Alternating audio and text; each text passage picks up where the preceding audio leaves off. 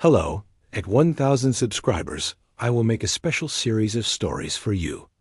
By midsummer, the prairie had the look of hammered brass, and every breath felt borrowed. The cottonwoods along the Cimarron rattled even when there was no wind, a dry chattering that put folks in mind of bones. From far off came the insect buzz of a steam engine idling, and in the center of it all lay Alder's Notch, 1 street wide, 2 miles long if you counted the shanties, and loud enough to pass for a city if you liked noise more than sense. Gideon. Hawley came up the wagon road with his bedroll on one shoulder, and his double-bit axe riding his other like a second spine. He was built to the scale of the country handspan, wider than most doors, boots like skiffs, beard gone fox-gray in places. Where the sun had hit it hardest, people didn't stare, but they looked. The way you look at a thunderhead that hasn't decided whether to break. He headed for the depot, because in a new place, a man finds answers near the telegraph key. The platform teemed with surveyors, freighters and men who called themselves engineers, whether or not they were. Charts white and crisp as peeled birch or pinned under coffee mugs. The station agent's black cat stalked along the baggage scales as if weighing mice. From the open doors of the mill up the bend, saws keened a fine high note that never quite stopped. A foreman named Silas Pike held court near the freight office. You could know him by his mustache before you knew him by his orders. 2 narrow tails, oiled and self-satisfied. He liked to stand with his back to a wall, so men couldn't come up behind him. Trestle timbers by Friday, he told a teamster. New cribbing by Monday. Mind the torque on the river gate. He saw Gideon and nodded like a man tipping. His hat to a mirror. Hawley, you're a day early. I like that in my ledger. River was low, Gideon said. Horse didn't have to work as hard. Company's dam sees to that. Pike jerked his chin downriver. Toward the mill pond, the dam had widened into a dull mirror. Water steady as wages, when men mind me. Gideon let that pass. He had learned 3 truths worth keeping. Trees fall faster than they grow. Water goes where it wants, unless you ask kindly, and speaking on a full stomach is better than speaking hungry. He headed for the chuck wagon parked in the depot's shade and swapped a coin for coffee thick enough to chew. He was halfway through the first swallow when someone near his belt buckle cleared a throat. 2 children stood there, wrapped in blankets the color of river stones. Twins, no mistake, the same long black braids, the same pecan brown eyes, the same expression people wear when they have practiced being brave at home and now must do it in public. They belonged to the Kyani, whose winter houses lay upriver, where willow and alder stitched the bank together. Gideon knew the name because a sawyer at the last camp had married a Kyani woman and told more truth than most during winter nights. Mr. Hall? The boy asked. He held himself straight, though dust ringed his ankles. You cut trees by the trainload? I do. Gideon set the coffee aside. He didn't like to loom over children. He went to a knee, and the platform boards complained. The girl spoke then. I'm Lena. Chin up, voice steady. My brother is K.O. Our grandmother sent us. The company made a crib dam for their mill. The river is wrong now. Our gardens are burning. Fish traps are dry. Will you help us? Around them, talk faltered. Pencils paused above paper. The station cat stopped mid-prowl and flattened one ear. Pike turned his head without turning his body. The company's impoundment is a lawful improvement, he said, putting a shine on the word lawful. That made it sound like a coin. If the river runs low, that is drought, not theft. Tell your grandmother that progress does not pause for cucumbers. Lena didn't flinch. K.I.O.'s fingers tightened around the frayed strap of a small satchel. Gideon thought of one spring. Up north when Nultwater came too fast, and the raft of white pine he was riding tried to climb the bank like a frightened cow. He also thought of another spring when it didn't come at all, and the mill had paid men to drag logs over stinking gravel with oxen blowing foam. "How long has the side channel been dry?" he asked. KIO counted on his invisible fingers. "Since." The men hammered the river gate closed and put paint on a stone. 10 days. Maybe 12. It smells wrong. "Smells like coins," Lena said. "Hot ones." Gideon almost smiled at that, how children go straight to the hinge of a thing and name it, but he kept his face grave. "Where's your grandmother?" "Home," Lena said. "She sent us because she cannot leave the gardens." "She cannot leave the people." Kyle corrected softly. Pike tapped his boot heel on the boards, a metronome for other men's time. "Children, you've had your say. Halle, fetch your axe. We've got a stand of cottonwood that thinks it's invincible." Gideon looked past Pike at the mill pond. That low, sullen water wore a film like watered milk on a day-old pan. He could not see the river's face beneath it. What happens if the gate stays closed? He asked the twins. "Fish die," Lena said. "Willow dies next." She pointed north to where a faint ribbon of trees stitched the horizon. "When Willow dies, the bank falls, and the river runs mean. It is not a secret. Everyone knows." "Not everyone," K.O. said, flicking his eyes toward Pike. Gideon let his hand fall to the axe half the way a man reaches for an old habit. The wood was smooth from thousands of grips. His palm knew where the pressure lived. The axe had bought him coffee for 20 years. It had also bought him silence. He tasted the truth of that like too strong chicory. He took another look at the twins. Their blankets were sun-faded along the edges, where small hands had tugged at them while listening to stories. Their boots were mended good, not fancy. They had walked here clean, which meant they had waited a bit too, to rinse dust off before stepping into the white man's town. He wondered whose idea that had been. He suspected their grandmother's. "Show me," he said. Pike's eyebrows hopped. "You're on the clock, Halle." Gideon unslung the axe, laid it across the platform, as careful as a set-down baby, and rested both hands on the blade. The metal was nicked here and there from stones hidden in bark.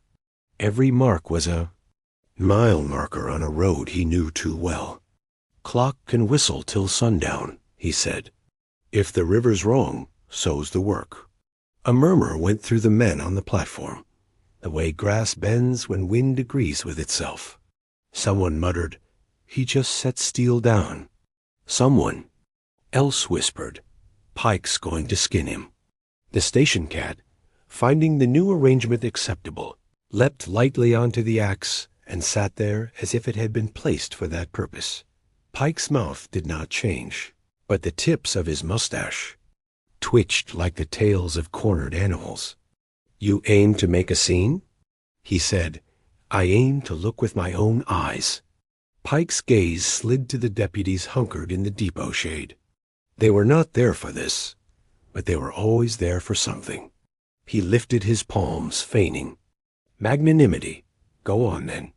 But don't darken my doorway, asking for back pay when you discover the river runs the way it runs." "That's the plan," Gideon said. The twins didn't smile, not yet. They nodded once, as if sealing a contract older than paper, and led him down the steps. People edged aside, curious but not helpful. The other lumbermen watched Gideon's back, as if it might teach them something. A young surveyor made a mark on his map, and then rubbed it out, embarrassed by the impulse. They passed the blacksmith's, where a boy pumped the bellows with both hands, and a man with shoulders like a barn door coaxed a horseshoe from dull to red. They passed the saloon, where a fiddler wove a tune, so thin you could see the dust through it.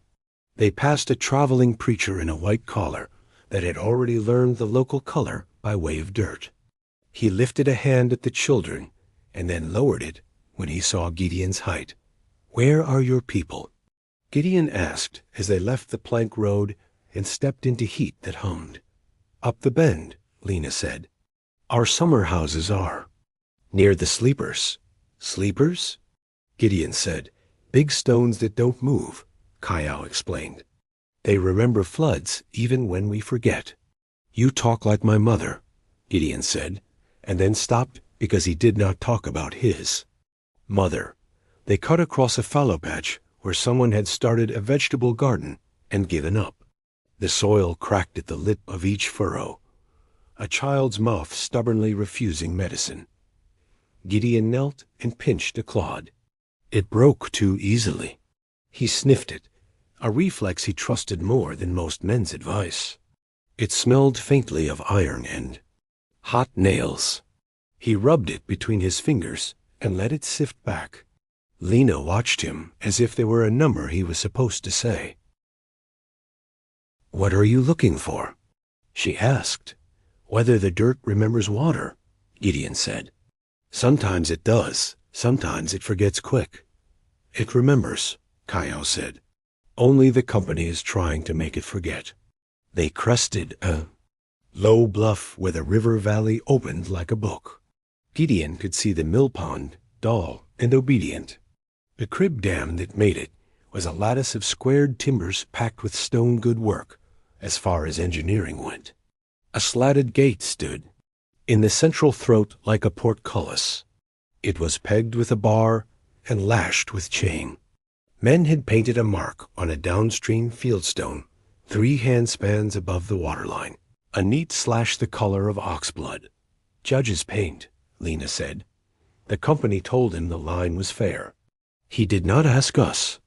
"Maybe he will," K.I.O. sighed, but it sounded like wishing. They followed a cattle trail down into the cottonwoods where dragonflies stitched blue lightning above the slack water. Gideon squatted at the edge, reached in, and brought up a handful of pond that smelled of she. Little like soup left too long. He rolled it across his knuckles and let the sun do its work. Film formed. The mill had been feeding its overflow back into the same pool, maybe to keep the blade sharp or the boiler cool. It was lawful, likely, and wrong in the way lawful things can be wrong. Upstream, a second thread of channel lay low and listless, more path than river. Fish had stranded there. The ghosts of their shapes showed in the mud, a scatter of dull scales glinting like cheap coins. Gideon's jaw went hard. He looked north, where the willow line thinned to nothing. He knew that willow the way a carpenter knows grain. Willow holds banks, and banks hold patience. K.I.O. made a small sound. Lena clasped his shoulder. "Don't," she said. "Grandmother says if we cry the river will believe we gave up." "Your grandmother sounds like a foreman," Gideon said. "She sounds like water," Lena replied. They walked the dam itself because Gideon would not speak against a thing he hadn't touched. The timbers were fresh-squared from cottonwood and ash. He could see where a man had cursed when his auger bit hit a knot. The pegs were driven deep and sawn flush no proud pins for bags to catch on, meaning the man who built it had sense. He also saw the chain on the gate had 2 new links, bright as teeth. Someone had lengthened it to keep the gate from opening to its old travel. Gideon stood and let the heat press against him until the sweat it called up began to cool. He listened. A river will tell you where it wants to go if you stand still enough to hear it. In the mill pond's hum, he caught the voice of a side channel faint as a sob behind a wall. "Who put the new links?" he asked. Lena's mouth corkscrewed the way a person's does when they are too honest to lie and too proud to tattle. "Men with your company's marks on their sleeves? Names?" Gideon asked. K.I.O. glanced again toward town. "One was Harkness. He spit a lot." The boy stopped, not wanting to make himself small by telling stories the wrong way. "You've told me enough," Gideon said. They climbed back to the bluff where the wind could find them. The twins squinted against the glare. Gideon turned and looked downriver toward Alder's Notch. He could make out the depot, the railroad ties stacked like coffins, the white shirt of the station agent moving between shade and sun. He could also make out Pike's hat, a spot of authority no bigger than a biscuit from here. "You can go back now," Lena said. There was no pleading in it, only information. "You know we are not pretending." "I knew that when you said hello," Gideon said. They retraced their steps to the depot in a silence that held the shape of a decision. As they mounted the platform, Pike met them halfway, his smile sharpened to a blade. "Have a nice river." "Stroll?" he asked, already savoring the theater of putting Gideon back to work. Gideon didn't answer him. He walked to the place where he had left his axe. The cat had melted into shade. The steel lay alone, ordinary as a shovel until it wasn't. He lifted it and felt the familiar pull in his shoulder and the old thrill that comes when hard wood meets willing grain. Then he set the axe across 2 crates where everyone could see it and didn't pick it up again. "I will take a day," he said to Pike. "You'll take a firing," Pike said. "Maybe," Gideon said, "but I will take a look first." You already looked, not with the right people. Townsfolk had gathered. The telegraph key clicked and clicked, the operator trying not to listen while failing. A woman from the boarding house shaded her eyes and said, "Let him go, Silas," then pretended she hadn't spoken when Pike shot her a look. "You think you're Samson with your hair and that beard?" Pike asked. "You think you can yank timbers out of a lawful dam with your bare hands?" Gideon glanced at the twins. Lena's brow was a small knot. Kaow's jaw was a small stone. "No," Gideon said. "I think I can ask a river to remember a path. But first I'm going to speak with your chain." A handful of mill hands, men who lifted and set for a living, shifted their weight. You could feel the room, though there was no room divide itself. On one side stood wages. On the other stood water. Some men stared at their boots the way you do when your feet are about to betray your head. Pike folded his arms. "Clock's running. Then it can get its exercise," Gideon said. He turned to Lena and Kai. "Can you take me to your grandmother?" They nodded together, like 2 halves of a single answer. "Leave the axe," Pike said, petty without knowing he sounded that way. Gideon surprised himself by laughing. He lifted the axe, kissed 2 fingers, and tapped the blade as if it were a horse he trusted. Then he laid it down again, not like a weapon put aside, but like a tool given a Sabbath. Men who had never seen Gideon Holly without that steel on his shoulder watched him step into the glare empty-handed. It shocked them, not because it meant he was reckless, but because it meant he had chosen a different kind of work. Some looked relieved, some looked offended. One young man in a new vest looked excited and didn't understand why. On the road, out of town, the dust made halos around the twins' ankles. Gideon lengthened his stride to a slow, rivering pace that big men use when they plan to be patient. The sound of the mill thinned behind them. Meadowlarks stitched small bright notes into the air. A hawk made a circle big enough to include the dam, the depot, the gardens, and every decision in between. "Has your grandmother liked strangers?" Gideon asked. "She likes people who arrive with both ears," Lena said. "I brought mine," Gideon said. K.I.O. pointed at Gideon's empty shoulders. "You forgot your axe." "I left it," Gideon said. "On purpose." "Why?" K.I.O. asked. Gideon thought about the way the gate chain had gleamed. 2 bright links, and then the old iron, blackened by its work. He thought about the side channels. Voice under the mill pond's hum. The way something can be almost silenced and still be heard if you have nothing heavy in your hands. "Because some jobs go better if you can't fall back on the wrong habit," he said. They walked on. The town shrank, the river grew, and the sky a hard pan all afternoon softened, the way tin sometimes does just before it tears. Out ahead, where willow took the place of fence, a woman's figure waited in the shade. She leaned lightly on a staff cut from a sapling and wore a dress patched in squares so neat they made a map.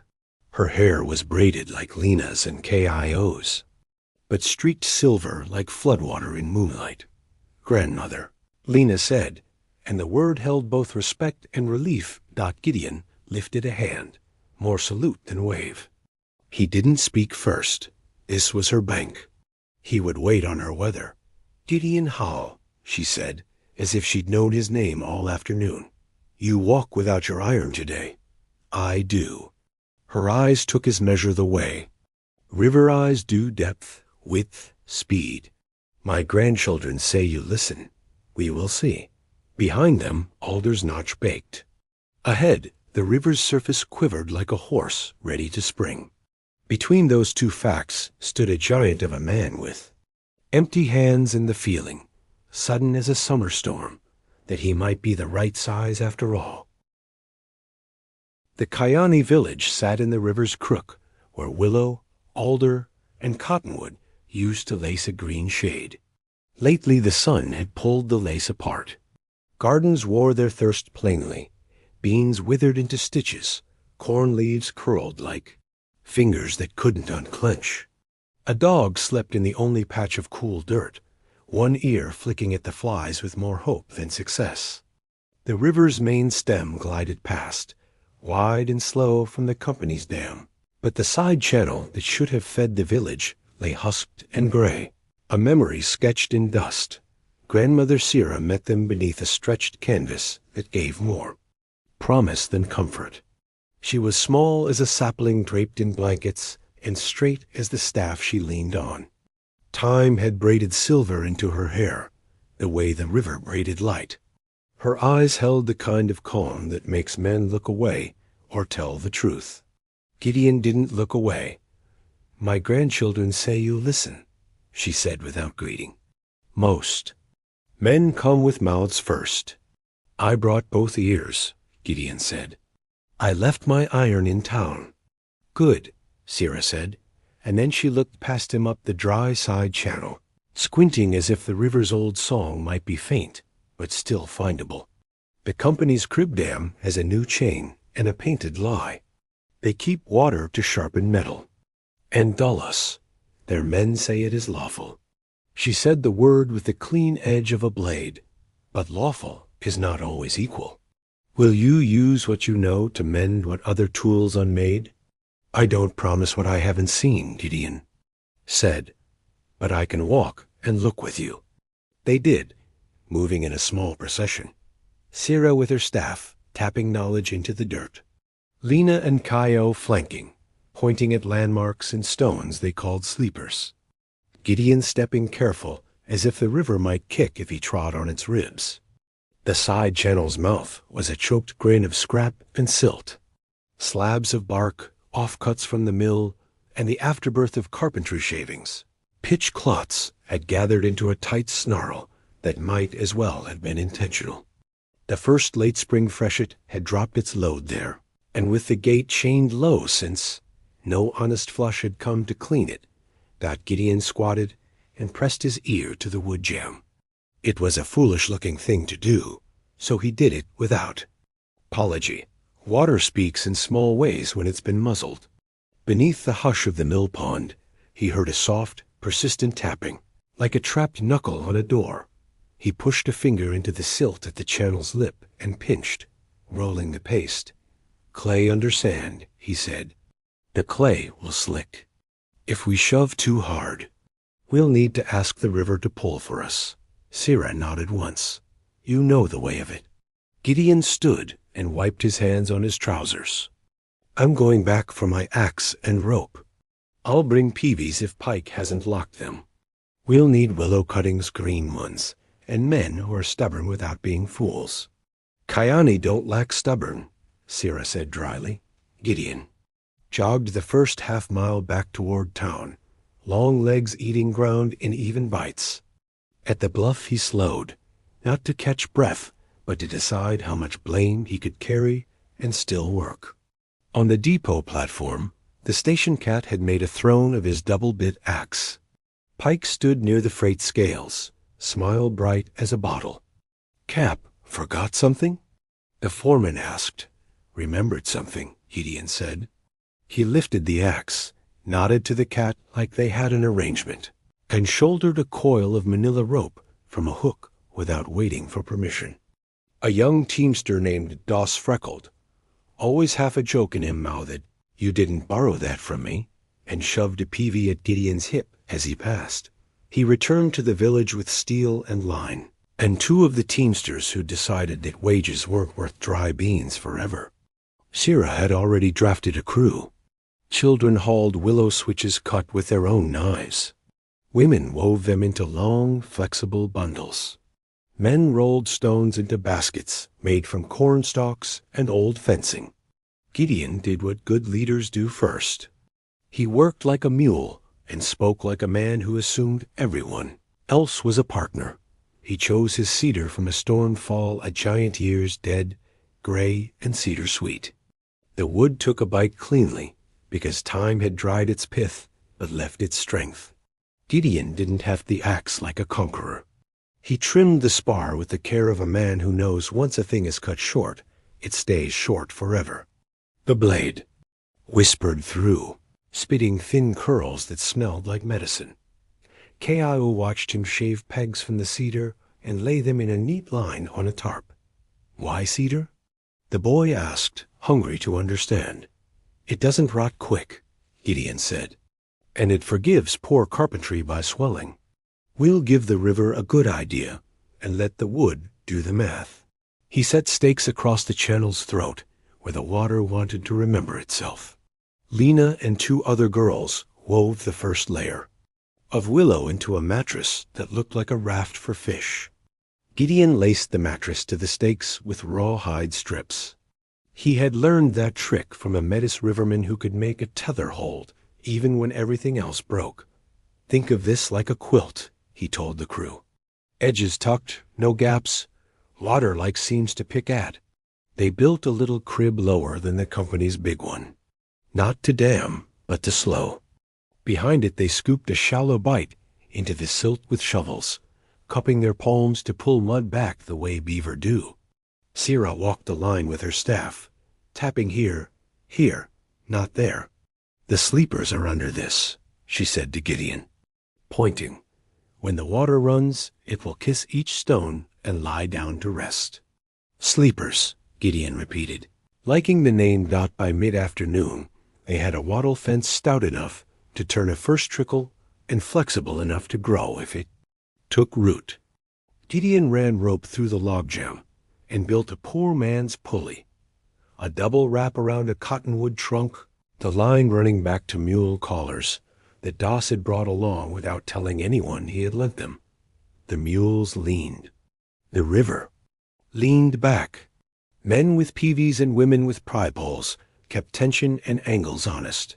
Do not fight, Gideon said, voice even. Guide, let the river be your second set of hands. The jam shifted with a groan like an old man rising. K.I.O. flinched as a slab spun. Lena braced a pole and held her ground, jaw set. Gideon grinned despite himself. He saw who would grow into which kind of trouble. They worked until the shade shortened to nothing and their shirts salted white. Sira called a pause and passed tin cups of water drawn from the main channel and filtered through a clay jar that had belonged to her mother. When Gideon drank, he realized how bad his own mouth had tasted for hours. The water's coldness went past his throat and into his shoulders, untangling knots he hadn't named. Again, he said, and the crews took their places without moaning, because no one wanted to stop on almost. The second pull was a patient thief. It stole just enough to make the third pull bold.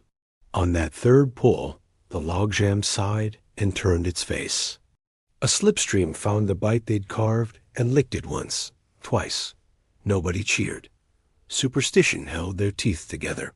The next lick lasted. Water edged into the willow crib like a cautious guest who'd been invited back. Slow. Gideon warned. Everything you do fast, the river undoes faster. They watched the new thread of water think and decide. It braided itself around a willow switch and widened. then around a stone and widened more. Sarah crooned something low, nothing you could translate, just an old rhythm for new work.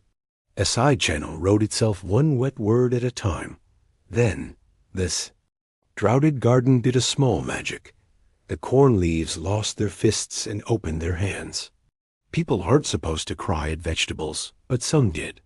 A girl laughed, a hiccup that startled everyone, and then laughter came easier, the kind that smells like relief and sounds like the end of a long shore. Gideon kept moving because joy has a way of tripping men who have more to do. He walked the crib, tapped pegs, retied a lash, added a brace where a brace wanted to be. He pointed with his chin, and Doss went to fetch a rock the shape of a heart, because it would lock better in a gap that wanted roundness. He showed K.I.O. how to set his peavy's spike, not stabbing but placing, so the wood turned where you asked instead of where it hated. Feel the grain, Gideon said. Even dead wood remembers the direction it wanted to grow. You talk. Like grandmother, K.I.O. said, and that was praise. By twilight, a clear ribbon moved across the channel bed, making its first small music against the sleepers. The sound was modest and perfect. Someone lit a brazier. Someone else brewed coffee. That didn't taste like desperation.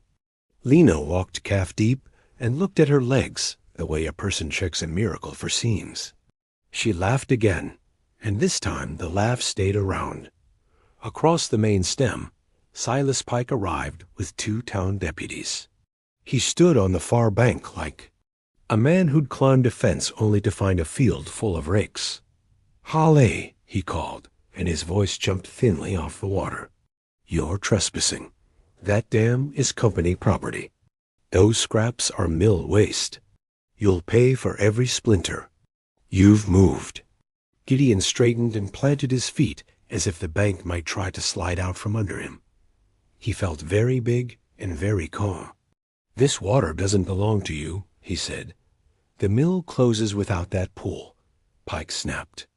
"You fancy yourself a lawman, Halle?" The judge put his mark on the stone. "That's the law. You break the dam, you break the law, and I will break you." Sarah turned then, not to speak to Pike, but to speak to Gideon within earshot. "You hear the shape of his threat," she said quietly. "Make your answer the shape of a thing that lasts longer."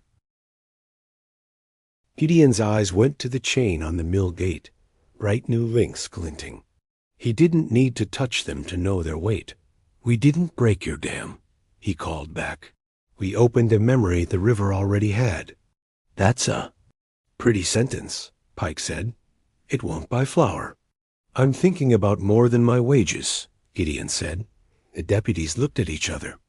One adjusted his belt in the universal sign of a man who wants to do nothing unless he has orders written down. The other reached for the flask he kept in his boot and then remembered he was being watched. Behind Pike stood Harkness, the spitting man K.I.O. had named. Harkness spat true to form and missed his own boot toe by luck. "What you're doing will wash out with the first hard rain," Harkness called, finding bravado behind Pike's hat. "Then what?" "Then we build it again," Sarah said, loud enough to dust Harkness with her tone. "We live here. We know the calendar of work." "Come across and arrest us," Doss murmured to Gideon, "and they'd have to get their boots muddy." "Let 'em stay tidy," Gideon said. The river widened into its new thought. Minnows found the trickle and stitched light. A crayfish waved one insult and then scuttled under a stone.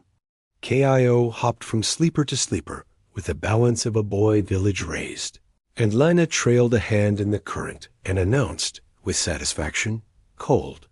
Pike's jaw worked like a man chewing a coin to see if it's real. He jabbed a finger at Gideon. "You're on notice. Tomorrow we put timbers into that cut up the hill. We're bringing in a steam drill. We'll brace the slope, and I will have no more of your little fences." Sarah gave a sound Gideon had heard old pines make when snow loads them, something between a creak and a laugh. "He thinks the hill cares for timbers," she said. "He thinks the hill is a table he can put legs on." Gideon didn't smile. He looked at the shale buttress above the bend, the one the company wanted to bite a notch from, and measured its temper with his eye. Shale stacked over clay, angled too steep, slope ready to run after the first thunder. He felt in a place, deeper than his shoulders, the shape of a coming fight. "Go home, Silas," he said, not unkindly. "We'll talk to the judge. We'll show him both banks." "You'll show him a puddle," Pike said. "I'll show him payroll." He turned and clucked his horse into a trot, deputies following. Harkness spat again for punctuation, and nearly hit a frog, which leapt into the main channel and swam down the only line of the evening that knew exactly where to go. When the men faded, the village kept working. They packed the willow wall's toe with cobbles, so a hungry current wouldn't bite under. They set more pegs. They staked 2 young cottonwoods just above the crib, so their roots would sip the new flow and hold the bank next spring. Gideon showed Lena how to set a stake with a mallet's flat face, not the edge, so the grain didn't flare and split. "Why do you do the tapping with your fingers?" she asked when she caught him drumming a peg before the next strike. "To feel if it's seated," Gideon said. "Wood talks. It gets a different voice when it's home." They hung lanterns as night came in, not to brag at the darkness, but to keep their toes unbroken and their rope unknotted. Someone brought a kettle of beans and salt pork and the kind of cornbread you make when you have almost nothing but make it anyway. Gideon ate and went straight back to work, because hunger, satisfied, makes room for good labor. He thought of his axe on the crate in town at noon and how it had felt to leave it. He thought of it in his palm now, wet with river, used like a needle instead of a knife. The feeling sat well. Sarah came to stand beside him while he shaved another. Pegged by lantern light, the curls piling at his boots like cedar snow. "You were taught by trees," she said, "and by men who listened to them." Gideon said, "Good, because tomorrow your foreman brings a machine that listens to steam and money and very little else." Gideon nodded, seeing already the drills. Flywheel, the hose, the tailings, the idiot certainty of a gear train. He took a long breath, and the river air went all the way through him, rinsing out last scraps of mill stink. He wiped the little axe blade he used for pegs on his trouser leg and tucked it into his belt. The double bit he set against a willow stump, not out of reach, but out of habit's way. "He'll come early," Lena said. "He thinks early is the same thing as right." "We'll be earlier," K.O. said. "Sleep some," Sarah told them. And they did, coils of children wrapped in blankets on porches, where the willow's first reawakened whisper made a lullaby. The mules cropped grass with a satisfied rhythm, and Doss snored exactly like a saw that had learned humility. Gideon didn't lie down. He made one more walk along the new water, tapping pegs, testing weaves, feeling with his boots the firmness of the bank. He paused at the willow crib and slid the folded paper of his own wages, as yet unpaid, between 2 switches. He didn't know why he did it until Sarah came and stood beside him. "A pledge," she said. "A reminder." Gideon sighed. "Of what matters?" They stood quiet together and listened. The side channel now spoke a clear sentence you didn't need to be born here to understand. It said, "I was, I am. I will keep being if you let me." The stars came out. Somewhere upstream, a night bird called once, decided there was no need to call again, and kept its counsel. When Gideon finally sat, it was not in defeat, but in agreement with the willow, with the sleepers under the silt, with the twins who had asked a giant to who help, and discovered he could be careful. He rested his hand on the cedar stake nearest his knee, and felt it answer with a coolness that might, if given days and rain and luck, turn into root. Across the water, The mill kept its one long note, thinner now under the night's wider song. And up on the hill, in the darkness that smells like shale and old decisions, the slope waited for morning and for the argument men meant to have with it. The morning came red, the kind of red that makes even hard-bitten men pause with their coffee mugs half raised. Out on the ridge above the Kayani Bend, the company's new prize machine Pike's vaunted steam drill arrived on a rattling wagon pulled by 8 mules. Its boiler glinted like a brass tombstone, its flywheel strapped down with chains.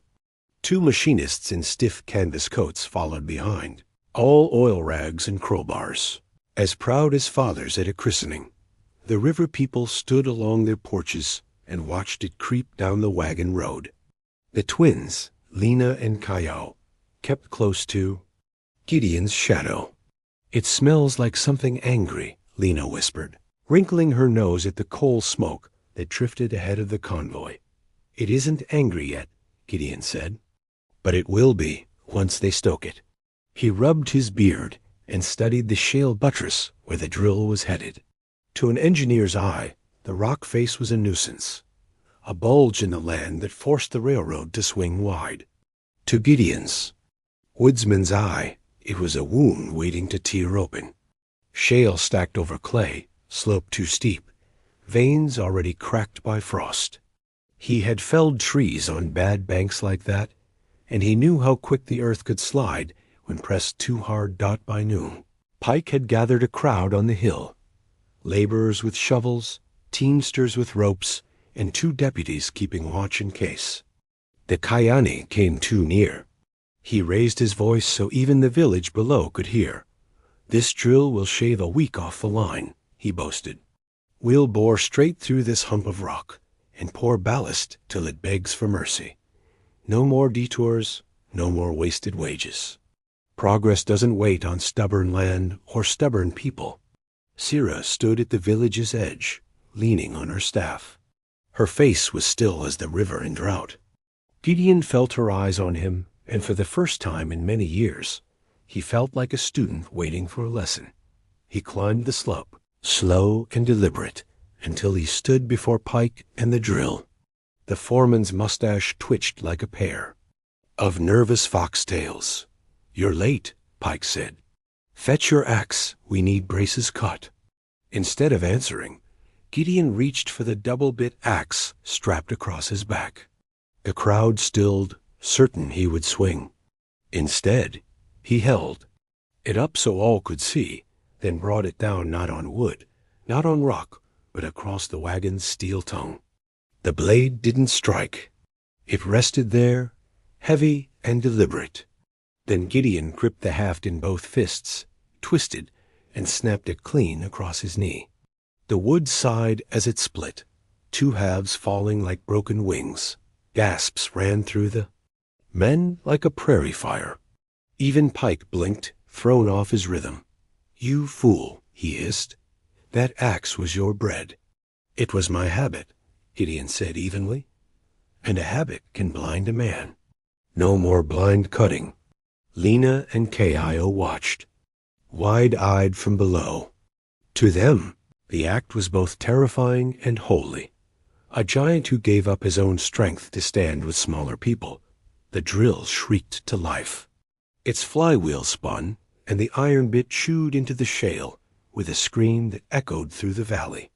Birds scattered, dogs howled. The earth itself seemed to flinch. "See?" Pike shouted over the din. "Steel does what wood and bone never could." But Gideon saw the slope shiver. Tiny rivulets of dust trickled down, the shale plates shifting like cards in a gambler's hand. He turned to the twins. "You told me the hill had sleepers," he said. "Where are they?" K.I.O. pointed to 3 massive stones half buried in clay, aligned like the ribs of something ancient. When the rain comes, the water runs between them. It sings there. If you cut above them, the hill runs faster than a horse. "How fast?" Gideon asked. "Like a train with no brakes," Lena said. The drill howled louder. Chunks of shale clattered down, rolling toward the village roofs. Sira tapped her staff once on the ground. "It begins," she murmured. Gideon moved. He caught Doss, the freckled teamster, by the arm. "Unhitch your mules. We'll need them." He pointed at the drill's water tank, a great iron belly sloshing, with hundreds of gallons. "Drag that down to the slope's base." Doss frowned. "Pike'll skin us." "Better skinned than buried," Gideon said. Others heard the conviction in his voice. Men who'd worked with him felling pines remembered how he never shouted unless the tree was already moving. Without another word, they fetched ropes. The mules snorted. Harness bells JANG. Pike spun, red-faced. "What in hell are you doing?" "That tank is company property." "So's the hill, in your eyes," Gideon said. "But the hill won't care about your ledgers. We'll brace it our way." The tank tilted, spilling water in a broad sheet across the shale face. The dust that had been rising like smoke settled, darkening into a slick weight. Gideon knew. Water makes weight, and weight slows foolish rock. Next came the willow baskets. Sarah's people worked like a choir, weaving green switches into living cages. Children filled them with stones. Women stomped them firm. Gideon and the teamsters hauled the baskets to the slope's foot, stacking them into a wall that bowed with the curve of the land. He showed KIO how to drive cedar stakes through the baskets into the clay, pegging them like stitches in a wound. "Not too tight," Gideon said. "Let them flex. The river knows how to lean without breaking." Lena carried pebbles in her apron, feeding them into gaps with careful fingers. "Like patching a blanket," she said. "Exactly," Gideon said. And for once his voice soft. The drill's machinists shouted at Pike. "She's bogging down. The bit's slipping. Keep at it." Pike roared. But the sound of steam and grinding metal was swallowed by the greater sound that rose out of the west. Thunder. Real thunder. A storm dragging its skirts across the plain, lightning stitching the horizon. "Race faster," Gideon ordered. "She's coming." Rain fell in heavy drops, then in a torrent. The slope groaned as water licked into the cracks the drill had made. A brown tongue of mud slid, then another, rushing toward the village. It hit the willow wall with a wet roar. The baskets bowed, flexed, but held. Water seeped through, slowed, and spilled harmlessly into the side channel they had reopened the night before. The people shouted not in panic, but in triumph. The channel filled, carrying away the storm's fury in a braided sheet across the flood meadow, just as it had for generations. The river remembered itself. Pike stood drenched, hat crushed in his fists, face pale with fury and fear. "You've ruined my schedule," he spat. "Do you know what the company pays when it waits?" Gideon took Pike's leather ledger from where it hung under the wagon seat. He flipped to the last page, the one bearing his own wages, and tore it free. Without ceremony, he pressed the paper into the willow wall, where rain and silt would dissolve it by morning. "That's what I think of your schedules," Gideon said. No one cheered. The night was too solemn for that. Instead, they listened to the new quiet inside the storm, the sound of a calamity that had not happened. The hills still stood, the village still breathed, the river still ran. The twins pressed close to Gideon. "You broke your axe," Lena whispered, awed. "I broke my habit," Gideon corrected. His voice was tired, but sure. "Some things are worth more than steel." Sira lifted her staff, rain gleaming along its grain. "Tonight," she said, "the river has kept its children. And so have we." Lightning flared again, but this time it seemed less a threat than a benediction, showing the land whole. The willow wall shining wet, the channel flowing true, and a giant lumberjack who had chosen, for once, to plant instead of cut. And far above, the steam drill sat silent, its howls drowned, its gears rusting already in the rain. The storm passed like a guest who had eaten too much slow to rise, heavier than it came. By dawn the air was rinsed clean, smelling of wet sage and cedar sap. Mist clung low across the bend, softening every scar. The new side channel, swollen from the night's work, carried its water bright and fast, rattling stones and whispering against the sleepers, like an old friend returned. Children were first to wade in. They shrieked as minnows flashed between their legs, as if the river itself were tickling them awake. Lena and Kio splashed until Grandmother Sira called them back to help with the gardens. The corn, which had been clenched fists for weeks, had unfurled in the night. Beans lifted their arms as if praising something only they could see. The village smelled green again. Not dusty word of the night's miracle traveled faster than any telegraph. By mid-morning, ranchers from the south rode in to see for themselves. They touched the willow baskets with reverence, walking along the living wall Gideon and the villagers had woven. Held better than stone, one said, kicking it lightly with his boot. Another squatted to watch water seeping through, slowed but not stopped. Never thought of water as a partner, he admitted. Gideon, bareheaded and tired, explained in his slow way, "You don't fight a river. You give it a path and let it do your heavy lifting." He didn't brag about breaking his axe. He didn't need to. The wall stood as its own sermon. But Pike did not stay silent. He stormed into Alder's Notch that same day, dragging his grievance before the territorial judge, a man who wore his black coat like armor and carried his weight in his jowls. Pike railed about sabotage, about trespass, about the wages lost every hour the mill's pond sat shallow. "That giant of yours," he hissed, "thinks he's bigger than the law." The judge came himself to the bend, riding in a buggy that looked too polished for the ruts it crossed. He listened to Pike, then listened to Gideon, then listened longest to Grandmother Sira, who spoke without flourish. Water falls from the sky. No man makes it. No company births it. The Kyani lived on this bend when it was only willow and fish. The mill may take its share, but not all of it.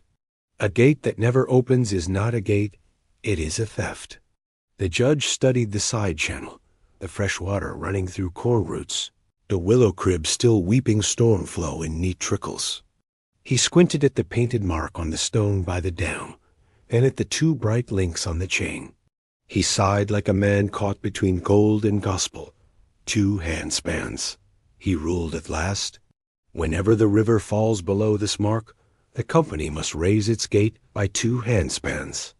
Shared use, neither starves. Pike sputtered, his mustache twitching like trapped vermin, but the deputies nodded. The law was written then and there in the judge's ledger, binding enough to keep Pike's fury tucked under his vest. Within a week, Pike was gone headed west with his drill, muttering about softer towns with softer hills. The drill itself never left the bend. The Kyani dismantled it, piece by piece, until only the water tank remained. It was hauled to the meadow and turned into a pump for dry weeks, a reluctant servant pressed into better labor. Children climbed its rusting shell and laughed at its impotence. Howling beast, they called it, now a mule. Gideon, without his axe, found himself restless. His hands twitched for the old weight each dawn, reaching for the familiar ghost. But Lena and Kio wouldn't let him sulk. They dragged him upstream with a sack of saplings, ash, oak, cottonwood. "Not too close," Lena warned as they planted. "They need elbow room." Kio showed him how to weave willow around each trunk as a cage against deer. Gideon chuckled. "You're fencing a tree with more trees. Living things should." "Hold each other up," Kio said, and it sounded like law older than any judges. Seasons turned. Ranchers hired Gideon to heal their gullies. He brought no dynamite, no axes, only rope, willow, and the patience of a river. He taught them to lay brush in crotch hatches, to peg it with stakes so floods braided instead of bit. He became known not for what he cut, but for what he planted. His shoulders were still huge, but now they carried seedlings more often than logs. One evening, when the bend glowed gold and the channel chuckled low with spring melt, Sira pressed a bundle into Gideon's hands. Inside lay a small axe head, polished smooth, no bigger than his palm. "Ceremonial," she said, "for carving pegs, not giants. You may keep it if you promise to use it like a needle, not a knife." Gideon turned it in his hand. His throat worked. "I broke the best tool I ever owned." "You didn't break it," Sira said. "You set it down so you could pick something else up." "What's that?" he asked quietly.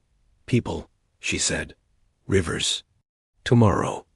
Lena and K.I.O., listening nearby, grinned like they already knew this was true. Years later, when dry spells came mean and long, people told the story of the night. The steam drill howled, and a willow wall sang back. They told of the giant who shocked everyone, not by swinging steel, but by laying it down. His next move, they said, was the smallest and the greatest.